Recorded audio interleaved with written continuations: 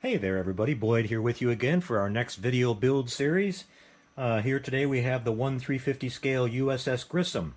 This kit just came out from Polar Lights. Got this in from Jerry at HDA Model Works, just came in yesterday. And so this is our next build here on the channel, you guys. This is a pretty cool kit. I've looked it over a little bit. You can see on the box art here that this ship has some interesting colors on it and some interesting patterns. Some of the colors are really similar to the Enterprise refit, as we saw in Star Trek 3 and Star Trek 2 and Star Trek the Motion Picture. We've got some of these light blues and some pinstriping, and so there's going to be some fun work to do on getting this painted. Now, rumor has it that there's a decal set that'll be coming out for this. Hopefully a little bit later this week I'll have a little bit more news about that. So we'll just have to see what that's all going to include. But I'm being told that it's going to include some extra panel details, so you can do some of the panel work on the ship. Not sure what all that's going to entail, but we'll just have to see when it gets here. But we'll be back with a little bit more of that a little bit later. The plan is to do a lighting job on this kit as well. Now this model is, as mentioned on the box art here, has been specifically designed for lighting, which I think that's a really good thing that the model kit manufacturers, especially for these sci-fi ships, have kind of gone in that direction lately, because a lot of us do like to do that. So we're going to be lighting this up. We're going to be using a control board from HLI. Want to say a shout out to Kenny over there for sending us a board to try on this.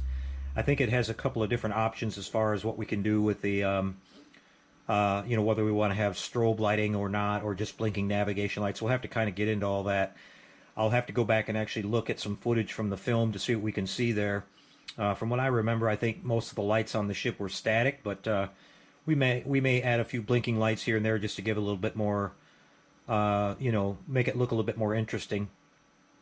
The main thing that I see on the box art here that kind of bugs me are these little huge domes that are on the top and the bottom of the saucer. I don't remember seeing that at all. These little, you know, it looks like a 3 or 5 millimeter LED bulb just kind of sticking up there. Maybe I can find some pictures of the studio model online or something like that and kind of verify that, but I don't remember those being quite that big on the filming miniature. But I think even if they were, they weren't. I'm going to make them smaller on the build here. I don't really think that looks very good. Now, looking at the different angles of the ship here, you can see that there's a bunch of panel detail up on the top here. There's some kind of shading going on. You got this kind of gunmetal color here on the top of the, it almost looks like the old, you know, float planes from back in the 1930s. But this kind of pontoon looking area down here, you got some nice paneling detail and shading going on there, so we're going to try to replicate some of that. You do have the option here of building a couple different versions of the ship. The Grissom version here being with this kind of vent in it, and this more flat panel here for the different versions that we're seeing in. I think they reused this model for some episodes of Star Trek The Next Generation. But it has a really neat looking impulse deck and some really neat detail back on the top here. So the plan is just to kind of build this basically out of the box. It does come with a base, I believe, which is a, yeah, it has this smaller type base. And thankfully I have some of these larger type bases here, because I'm going to need to run, you know, a power switch and power jack and all that to get this set up right. Now also, I've already heard through the grapevine that this model comes with a rod here, but it's solid, so you're going to have to provide your own rod, whatever base you mount it on, to run your wiring through that.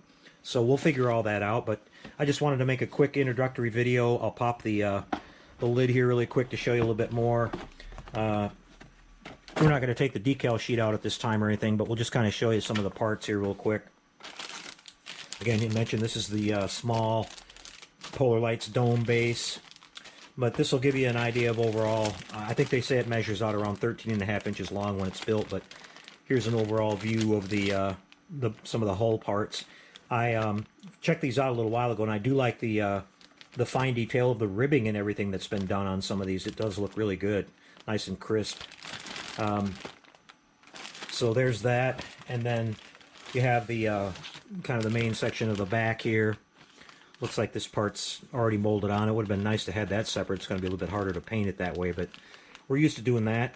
There's a few other little small detail parts I can see that go on separately. Looks like you've got some clear window inserts that are going to go on the inside of this. Some nice looking grills here.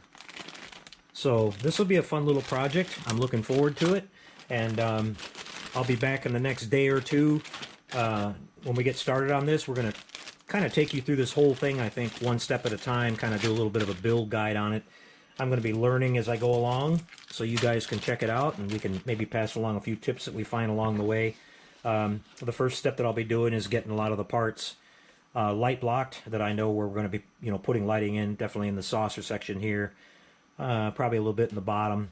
I think this will be one of the first starships I've had to build that you don't have any chiller grills to light, so we'll have to see what we've got to do there. But yeah, a basic look at the instructions here too. It's just 2 pages, and it goes together pretty straightforward there. And you just got a couple options as far as which ship you want to build. We're going to be building this as the Grissom, I suppose. And but yeah, a lot of people that have gotten the kit have started on it are pretty happy with how everything's fitting together and everything, so that's good to hear. And we'll just see what we find when we start working our way through it. All right, you guys, I'll be back and then probably by the weekend here, and I'll have a good start on this, and we'll take it from there. See you next time, everybody. Take care, and happy modeling out there.